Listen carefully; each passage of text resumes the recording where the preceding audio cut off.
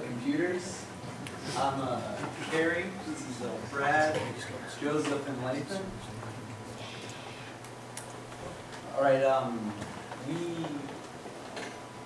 the project was a code snippet repository like everyone else has already told you. One of the main things we wanted to do was learn this new technology, given this great opportunity.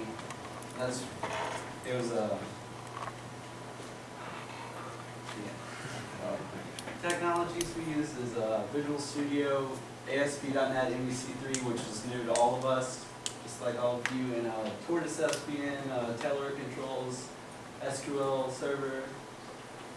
The problems we faced, again, the new technology. A couple of weeks in, Kyle came and gave a presentation about separations of concerns. So we're like, oh, we have to start our project over to rise to the occasion. So that's what we did, set us back a couple of weeks, but we did pretty well. HTML, none of us were familiar with it at all. We had the usual SVN problems. What does that mean? Usual SVN. Can it be summed up in that there's a problem between the keyboard and the chair? It means making files. Oh, gotcha. Do you guys know how to get around that? Okay, so some of the basic SVN stuff is that a lot of what Visual Studio creates doesn't actually need to be in source control because it's not source, right? So the way you get around that is you use something like ONC, which is an official source control provider, to put it in the first time. And then from there, you can control it from Visual Studio, rather than going to the file system and committing a bunch of files that don't need to be in there, like your entire objects directory. The requirements we didn't quite get to were the code preview. And the role-based membership is there. We did use the ASP.NET membership, but there are no differences. It wasn't implemented, really. Now on to the demo. It all makes sense.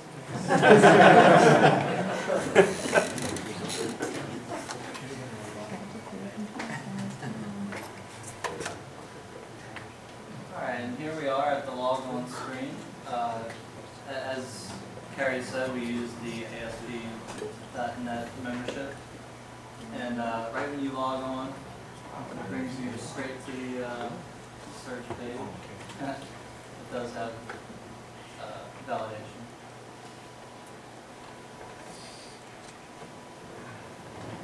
And now we're at the search page. And one thing we implemented with the search, we implemented SQL full text search, which is really handy, just with speed and just the ease of indexing. And as you see, we don't have anything from Magic, any search Magic. And so if you want to search, so now, as you see the search results, we bring back, we bold whatever is matched with each snippet. One thing that we wanted to do was just bring back the ones that are most relevant, and the relevance sorted by the title and the tags and the description, and that's how it's sorted right here. And we just displayed a lot of, I thought that was a lot of information, but it's all pretty handy information. You know that the title, the tags, the description, time to division, the time, and everything else. So now if you click on the snippet, We'll bring you to the snippets page. And y'all are great, so I think every single one of y'all are random people. It'll bring you to the snippet page. Eventually. Pretend that you didn't say anything. So obviously the syntax tile here didn't work here, but what we wanted to do is give you all the pertinent information with the code snip, so you can see when it was created, who created it. It'll let you give a description of each snippet, as well as the snippet itself. Towards the bottom of the page here, we have an option to add a revision, which Carrie will go ahead and do. And what we wanted to do is leave the description field, only allow the user the revision to change the description and the snippet itself, or add tags if it change something else. So Carrie will change the snippet there.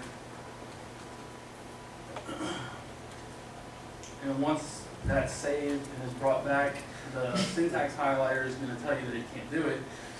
But we did do some change highlighting, so you can see that that was where the change was made in this revision. So if you see now we're on revision 1. We started out with revision 0.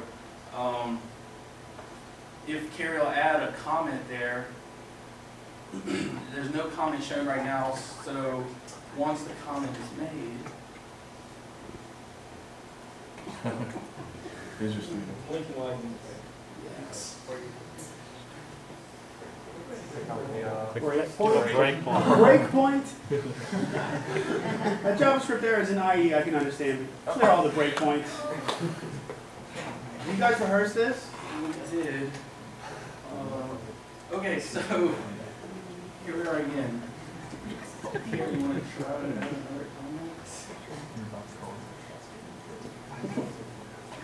All right, fingers crossed.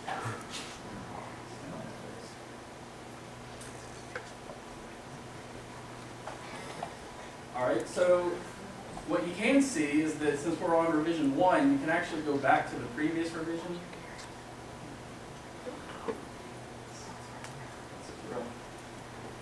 Okay, so now we're back on revision 0. The changes that Carrie's made aren't there anymore. The change highlighting is gone. Down at the bottom, we've got the related links. This is giving you other snippets that are related to what you searched and where we are now. So you can go to one of those, and we're going to deal with this continually.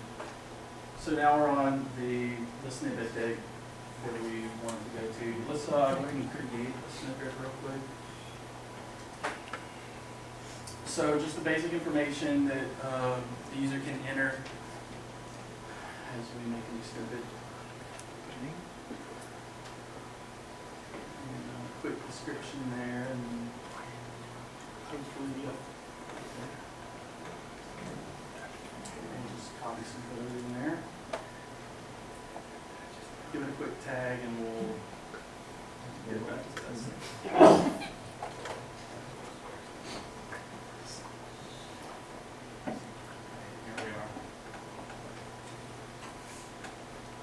That's about it.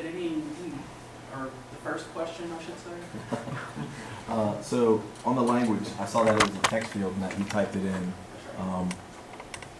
I know you guys are having JavaScript issues, and I don't know what level of completion you are with that, but how does that field come into play with the determination of how the language, the snippet's going to be highlighted?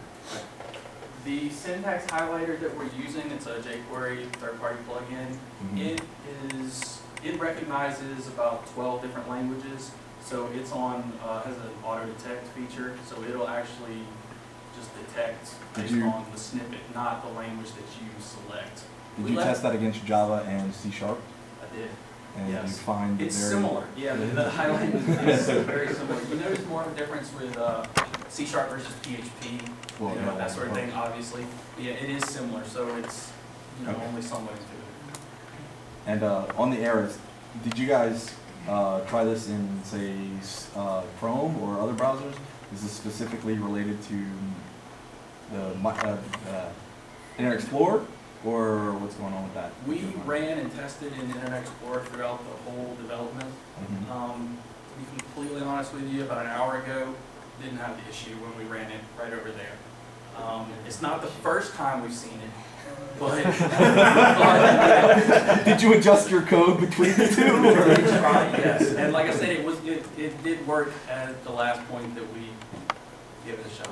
Yeah, I realize you guys have some restrictions in this, but when you want to do web presentations, it's best to you don't have to do a full publish, but it's best to not run it in Cassini, which is what Visual Studio kind of spins up to do this, but to just put it in IIS on your local machine. And if you don't have it, then your development machine probably will. The other option is to run it with not in debug. Right? You can go to the debug menu, you can run it without debug, so it's not pulling the symbols and loading. But as a general rule, you don't want to have Visual Studio up during your presentation. Even a presentation like this, where the room is filled with coders, because I saw a gigantic if statement that I would not have seen had it not broke.